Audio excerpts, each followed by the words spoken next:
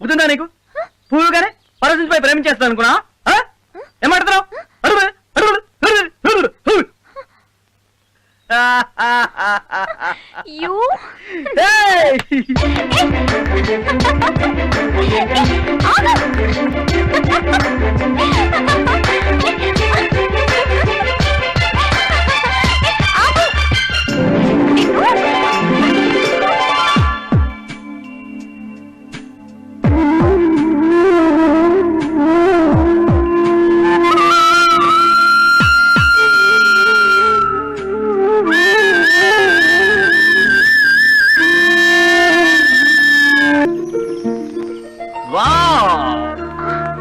Beautiful,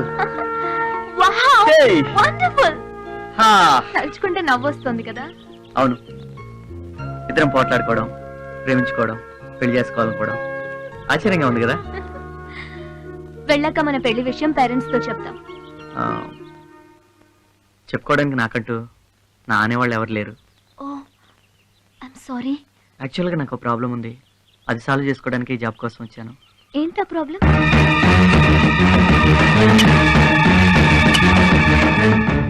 ఏంటండి ఇది? నీకు తెలుసుగా మురళి, ఈ పొలం అమ్మి నా బాకీ తీర్చుకోమని కోర్టు ఆర్డర్ వేసింది. పొలం అమ్మాలంటే ఈ సమాధులు అడ్డంగా ఉన్నాయి, అందుకే తీయించేస్తున్నాను. ఇవి మీకు చూడడానికి సమాధులే కావచ్చు, కానీ నాకు మాత్రం దేవాలయం సార్.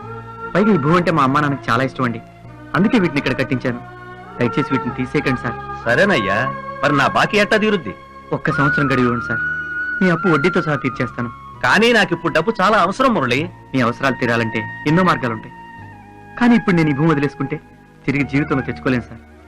దయచేసి నా బాధను అర్థం చేసుకోండి, ఒక్క అవకాశం అండి. సరే, ఇంతగా అడుగుతున్నావు కాబట్టి నీకు ఒక్క సంవత్సరం గడువిస్తున్నా. నా బాకీ వడ్డీతో సహా తీర్చేయాలి. అమ్మ చనిపోవడం, వెంటనే నాన్న చనిపోవడం, ఆ బాధ తట్టుకోలేక నేను ఉన్న ఉద్యోగం కూడా వదిలేశాను. ఓకే, నాకు మా అమ్మా నాన్న లేకపోయినా మనకి మీ అమ్మా నాన్న ఉన్నారుగా, వాళ్ళతో చెప్దాం. మీ అమ్మ నాన్న చనిపోయినా నీ మనసులో ఇంకా బతికే ఉన్నారు.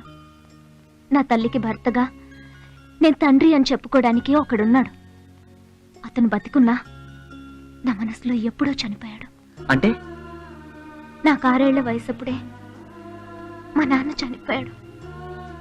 నాకు అమ్మకి తోడుంటానని మా తాతయ్య నొప్పించి మా దూర బంధువైన సూర్యప్రకాష్ అమ్మని పెళ్లి చేసుకున్నాడు. నాకు బాగా గుర్తు, ఆ రోజు దీపావళి.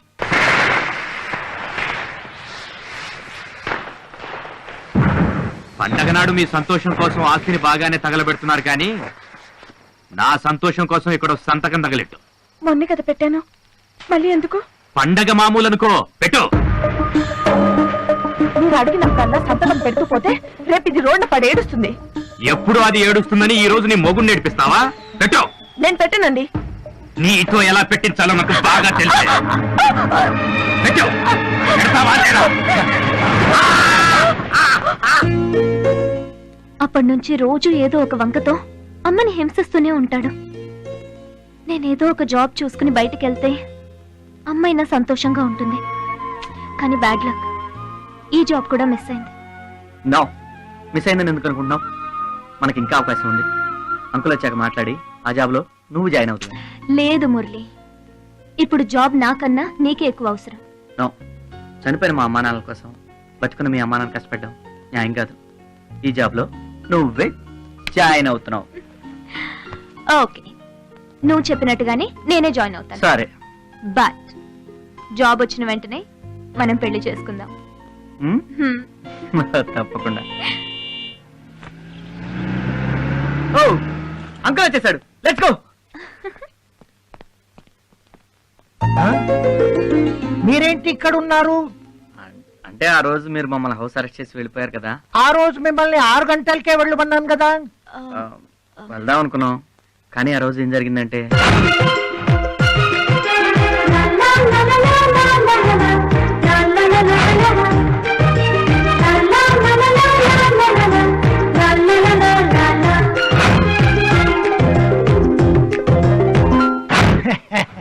భలే వాళ్ళయ్యా, జాబ్ కోసం ఒంటరిగా వచ్చి ప్రేమ జంటాయి పెళ్లి కోసం ఎదురు చూస్తున్నారు అన్నమాట. God bless you. Thank you uncle. Thank you uncle. మీ పెళ్లి ఇన్విటేషన్ నాకు తప్పకుండా పంపాలి. పెళ్లి జరగాలంటే జాబ్ ఉండాలి కదా అంకుల్. ఓ అదొకటి ఉంది కదా. మీ జాబ్ ఏమైందో తెలుసుకుంటే సరి. హలో, నేను మాథ్యూ మాట్లాడుతున్నాను. నేను చెప్పిన జాబ్ ఏమైంది? అవును. ఆహా. Oh I see. Okay, I'll call you later. Bad luck Murali, ఈ జాబ్ మిస్ అయింది. పర్వాలేదు అంకుల్, మేము ముందే ఊహించాం. నాకు తెలిసింది ఏదైనా వేరే అవకాశం ఉంటే తప్పకుండా హెల్ప్ చేస్తాను.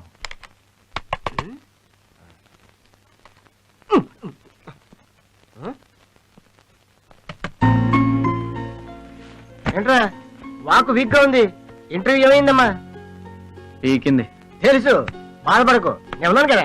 ఉమ్, ఏంటా లుక్, నీకోసం జాబ్ చూసి పెట్టానమ్మా. నువ్వు నా కోసం జాబ్ చూసావా? యా, అదేమన్నా టీవీ అనుకున్నావు ఎప్పుడు పడితే అప్పుడు ఆన్ చేయడానికి? అంతేలేరా. చార్లే చెప్తే రికమెండేషన్, మేము చెప్తే ఇరిటేషన్. రైట్. ఏడ్చు. ఏంటది? ఏ కళ్ళు పోయాయా? చూసుకో. ఎటకారం ఎక్కువైంది. తీసి చూడు.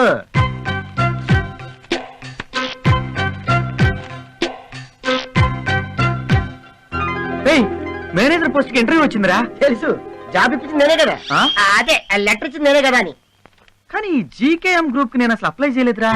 అప్లై చేయలేదా? సింధు మేడం అప్లై చేసి ఉంటదిరా.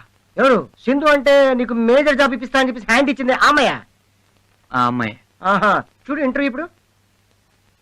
వచ్చి సోమవారమేరా. సోమవారమా? ఇంకా 5 రోజులే ఉంది. రేయ్, ఇంటర్వ్యూ ఎలా ఉండాలి తెలుసా? నేను టీవీ రిపేర్ చేసేటట్టు ఉండాలి. అయ్యో, అరే నువ్వు లోపలికి వెళ్ళి, లోపలికి వెళ్ళి. రండి రండి. ఆగు. ఈ ఇంట్లో అడుగు పెట్టే అర్హత నువ్వెప్పుడో కోల్పోయావు. బయటికి పో. ఏంటి మీరు మాట్లాడేది? తెలుగే అర్థం కాలేదా? తెగ బలిసి తిరిగొచ్చావుగా. ఏమండి? మ్మ్.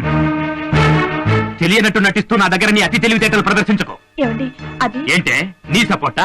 పెళ్లి చూపులకు వచ్చిన వాళ్ళు నీ ముందే నన్ను చీకొట్టి చవటాన్ని బిర్దిచ్చెళ్లారుగా. 10 మందిని పిలిచి పప్పన్నం పెట్టి సంబరం చేసుకోమంటావా? ఛీ, కొవ్వు పట్టిన కూతుర్ని కని నా కొంపకి కొరివి పెట్టించాలి. నువ్వేడుస్తున్నావని వెతికి వెతికి సంబంధం తెస్తే ఉద్యోగం వంకతో వైజాగ్ ఊపుకుంటూ వెళ్ళిందిగా. కావాలంటే అడుగు, అది అసలు ఇంటర్వ్యూకే వెళ్ళలేదు. నీ కూతురు బంగారం అని నువ్వనుకుంటున్నావు, కానీ అది ఎప్పుడో బరి తెగించింది. మరీ అదుగా మాట్లాడండి. ఆడపిల్ల ఆడపిల్లలా ఉండాలి. హద్దులు దాటి అడ్డగోలుగా తిరిగొచ్చినా హారతి పట్టి స్వాగతం పలకడానికి నిన్ని బాబులు కాదు. ఏమండి? అడ్డు మాట్లాడావో అడ్డంగా చీరేస్తా. అమ్మా, ఇంకా ఇంట్లోనే ఉంటే నేను బతుకున్నా చచ్చినట్టే. మనసు చంపుకుని నేను బతకలేనమ్మా. నేను వెళ్తున్నాను. ఎక్కడికి వెళ్తావే? ఇక్కడ నుండి నేను సంతోషంగా ఉండమ్మా. అది కదే, నా మాట వినవే. ఎక్కడికే? లోపలికి వెళ్ళు. అయ్యో, దాని ఆపండి. ఏ? అది అది సడన్ గా ఇంట్లోంచి వెళ్ళిపోమంటే ఎక్కడికి వెళ్తుంది? శ్మశానానికి వెళ్తుంది. నువ్వు లోపలికి పద. ఏమండి? వద్దండి. చంపండి. ఏమండి? దయచేసి నా మాట. లోపలికి పదవే.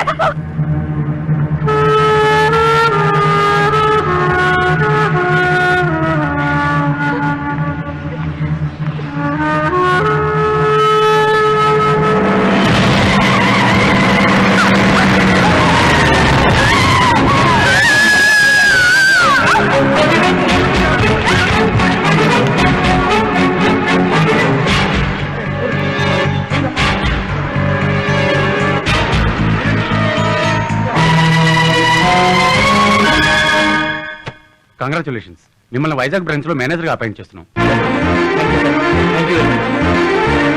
రఘు, రే రఘు, నాకు జాబ్ వచ్చిందిరా. నిజంగానా? జీకే ఫార్మాస్ లో మార్కెటింగ్ మేనేజర్ రా. అట్టగా, కంగ్రాట్స్ రా. థ్యాంక్ యూ రా. జీతం ఎంతరా? 15,000 రా. ఎంతకాలానికి నీ కళ్ళలో ఆనందం చూశాను రా. త్వరలో నీ ఆశయం నెరవేరబోతుంది. ఇప్పుడు జాయిన్ అవ్వాలి. నెక్స్ట్ వీక్ రా వైజాగ్ లో. వైజాగ్ మరి నేను అదేంటో రఘు అలా అంటావు? ఈ ప్రపంచంలో నాకుంది నువ్వు అక్కడవేరా. నేనెక్కడుంటే నువ్వు అక్కడేరా. అయితే నా డొక్కు టీవీలు నీ డొక్కు బండి అమ్మేసి టీవీగా మన ఇసుకపట్నం నీ వెళ్ళిపోతాం. అయ్యా ఇసుకపట్నం కాదురా, విశాఖపట్నం. ఈ ఆనందంలో ఏదైనా హోటల్కి వెళ్ళి బిర్యానీ తిని సినిమాకి వెళ్దామా? సారీరా, నేను సుప్రియని కలవాలి. సుప్రియనా? సుప్రియ ఎవరా? సుప్రియ నేను అరకులో ప్రేమించుకున్నావురా. ప్రేమ? ఏయ్ అంత షాక్ అవ్వకు, ప్రేమే. ఎవరు కావాలి? సుప్రియ కావాలండి. సుప్రియ. ఆ, నువ్వెవరు? ఆ, నా పేరు మురళీకృష్ణ అండి. సుప్రియని వైజాగ్ లో కలిశాను. ఓహో, నీతో కలిసి తిరగడానికి ఆ పెళ్లి చూపులు కూడా వదిలేసి ఇంటర్వ్యూ పేరుతో వైజాగ్ వెళ్ళింది. ఎందుకురా మీరు ఇలా తయారయ్యారు? అదన్నా దానికి సంబంధించిన మనుషులన్నా నాకు చిరాకేస్తుంది. మీరు బయలుదేరితే మర్యాదగా ఉంటుంది. అది కాదండి, ఒక్కసారి సుప్రియని. సుప్రియని కలుస్తావా? ఆ. అదిగో చూడు.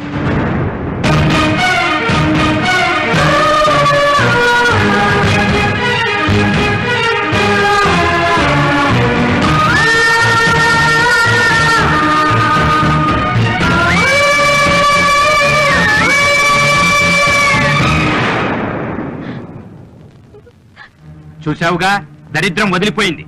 మీరు చెప్పేది వివరాలు చెప్పి ఓదార్చాలా? చూసింది చాలు. మీ సంతాప సభలు బయటికెళ్ళి పెట్టుకోండి. వెళ్ళండి. అది కాదండి, ఒక్కసారి నా- ఓయ్, ఒకసారి చెప్తే నీకు అర్థం కాదా? వెళ్ళవయ్యా.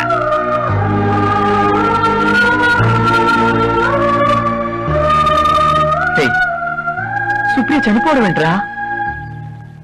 నేను నమ్మలేకపోతున్నాను. నమ్మాలరా. ఏంటో నువ్వు అనేది? సుప్రియ చనిపోవడం నా కళ్ళ నేను చూశాను.